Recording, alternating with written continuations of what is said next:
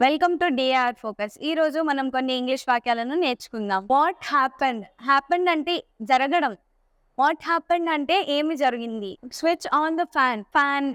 Switch off the fan అంటే fan ని on చేయండి. As always. యాజ్ ఆల్వేస్ అంటే ఎప్పటిలాగానే. Forget it. ఫర్గెట్ అంటే మర్చిపోవడం. ఫర్గెట్ ఇట్ అంటే ఇది మర్చిపో. Who said? సెడ్ అంటే చెప్పడం. హూ సెడ్ అంటే ఎవరు చెప్పారు. Move aside. మూవ్ అంటే జరగడం. మూవ్ అసైడ్ అంటే పక్కకు జరుగు. Don't forget. మర్చిపోకు. The chair is broken. Broken అంటే విరిగిపోవడం. ద చైర్ ఈస్ బ్రోకెన్ అంటే కుర్చీ విరిగిపోయింది ఆర్ విరిగింది. Try to understand. అండర్స్టాండ్ అంటే అర్థం చేసుకోవడం. ట్రై టు అండర్స్టాండ్ అంటే అర్థం చేసుకోవడానికి ప్రయత్నించు.